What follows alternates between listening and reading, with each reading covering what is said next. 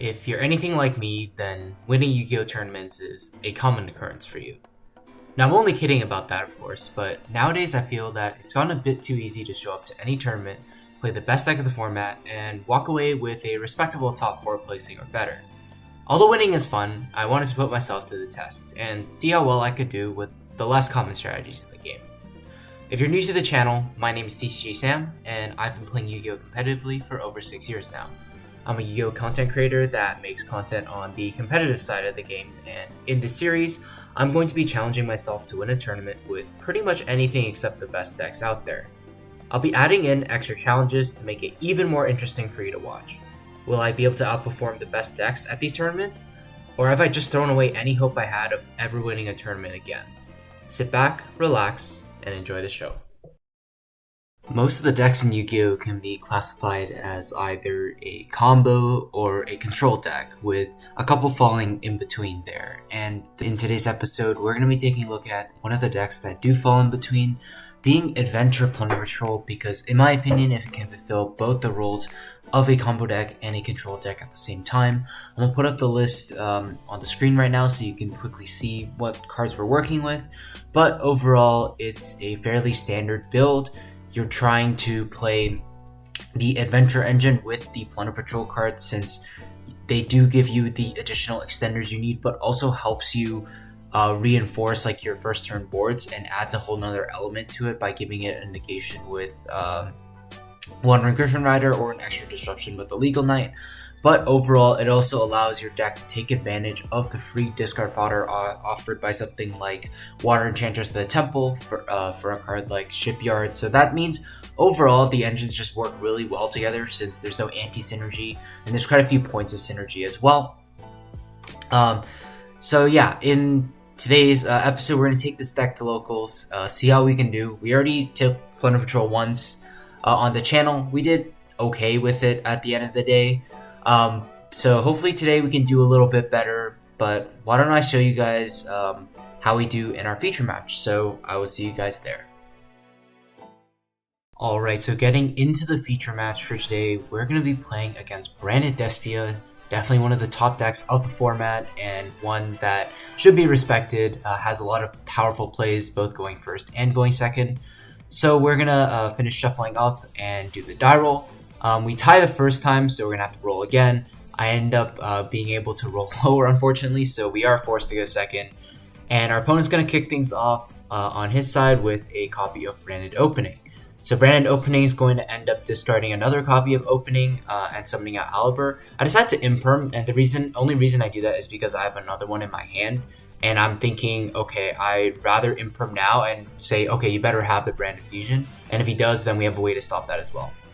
He has Gold Sarcophagus from Mercurier, banishing it to add anything that lists Albaz or Albaz itself. He's going to add Cartesia, normal summon Cartesia, and then Cartesia is going to then be able to allow him to fusion summon using the monsters on his board. I debate negating it with Imperm, but I figured I don't want to deal with it on my turn. So I'm just going to end up impriming with the Grand Dragon. So he's not able to dump the Albi into the graveyard, which is huge because then he gets to set nothing in end phase and he doesn't get to add Cartesia back.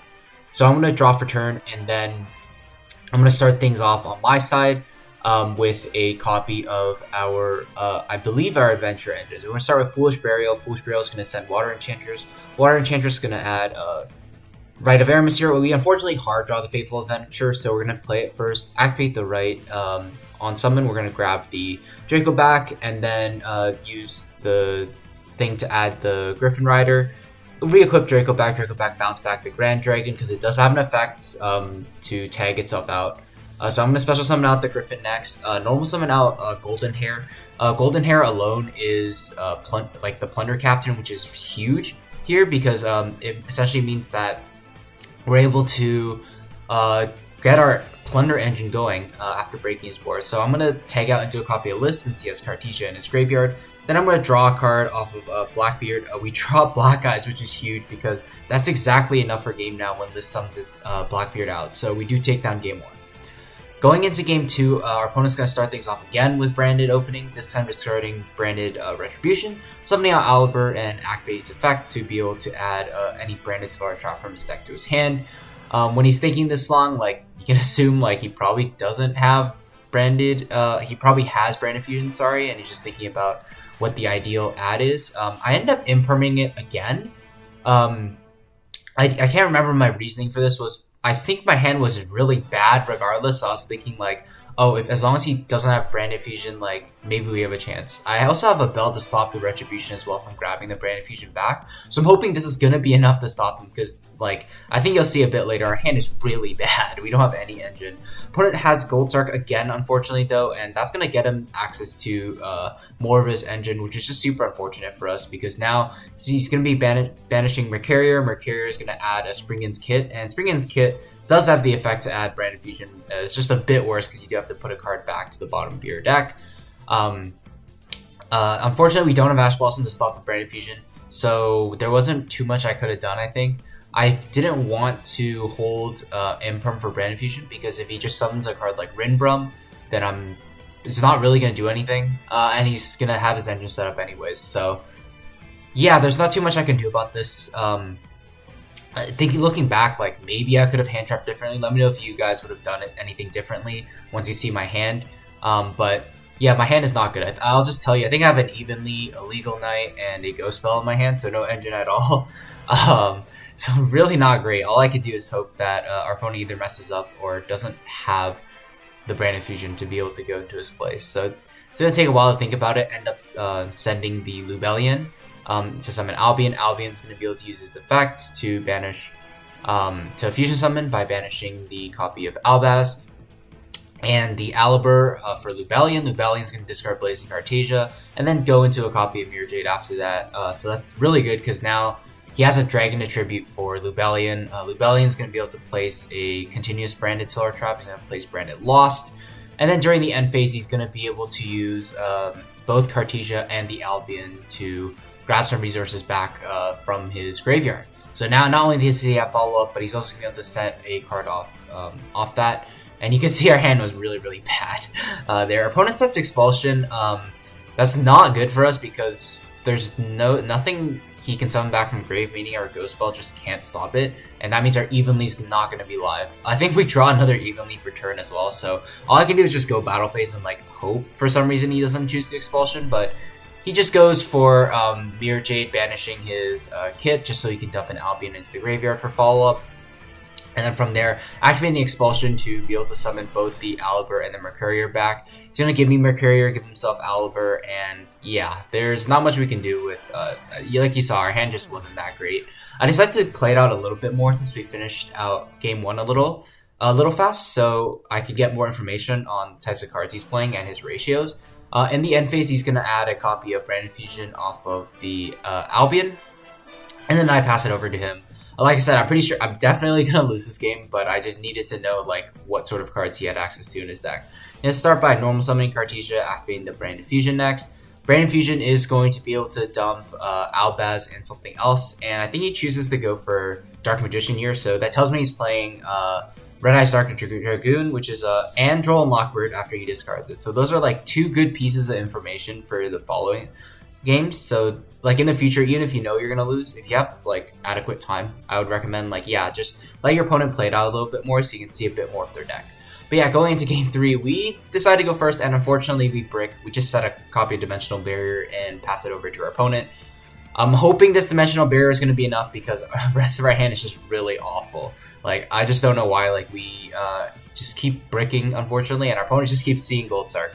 So you're going to activate the Mercurier effect to search a Blazing Cartesia, normal summon Cartesia, and that's pretty bad for me, because if he activates Branded Fusion next, then my Dimensional Barrier is just not going to be that great, because he can chain his Cartesia if he really chooses to. I'm going to activate Contact C on the summon of Cartesia to give it over to him, hopefully putting a little bit of damper on some of the things he's going to do. He's going to chain Branded Opening, totally fine, doesn't really change anything on our part. He's going to discard Droll, summon out the Aliber, activate the Aliber effect, and now essentially he has to Fusion Summon using the Contact C on his side of the board if he does want to use it. So when he searches Branded Fusion, and then from here, he really doesn't have too many options. Like, his Cartesia can only go into, I believe, Guardian Chimera, with a copy of Contact C, and that's not very good. He's gonna activate Brand Fusion, and I have to call Fusion with Dimensional Bearer because that means he does play the Sprint the Iron Dash Dragon to be able to out the Contact C on his side of the board.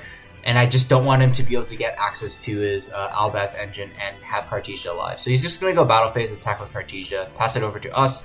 On our turn, we're going to start things off with the Water Enchantress we drew for turn, which is huge. I'm going to activate the Rite of Aramasir next to place the Faithful Adventurer and summon out the token. I'm going to normal summon my Bluebeard and activate Faithful Adventurer effect to equip Dracoback Drogate from deck because we were hit with Droll and Lockbird, which is a little unfortunate, so we don't get access to a Griffin Search this turn. But I'm just going to end up going battle phase and attacking over both his Cartesia and his Albert. And that here I realized, like, yeah, I probably shouldn't have equipped Dracoback because I'm just going to end up linking off the two for a copy of Blackbeard anyways, because I don't intend on bouncing back the Contact Seed.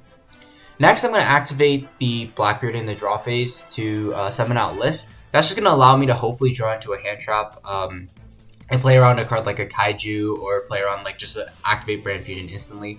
He's going to start things off with a copy of Allure of Darkness to draw 2 cards, and then from there he's going to be forced to banish one from his hand, banishes Ad Libitum, which is whatever, doesn't do anything, and then continuing play now. He's going to then Kaiju my List, which I didn't expect, so I didn't play around it by summoning out the Plunder Captain, but I guess it's not like the end of the world because he just passes turn over to us, so I assume this hand just isn't very good.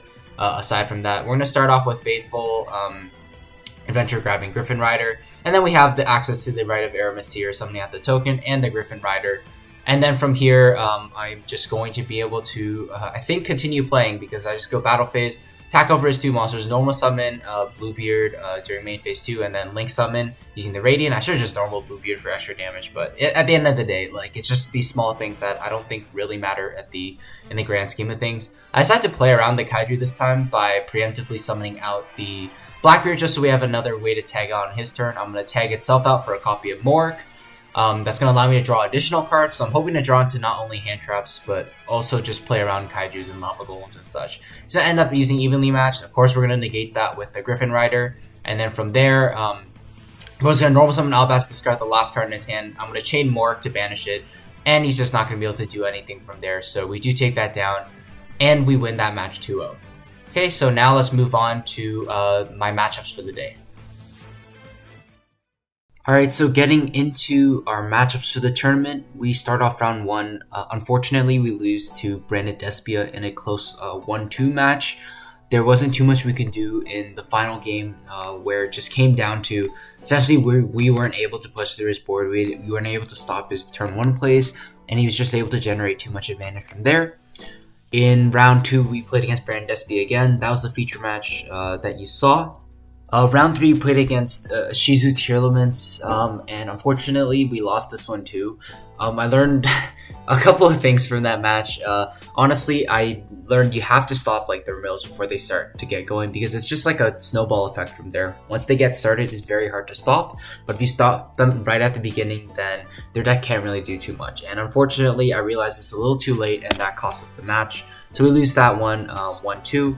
And in the final round, we play against Runic Stun, and we managed to beat that matchup 2-1. So overall, a 2-2 record on the day, so not the greatest.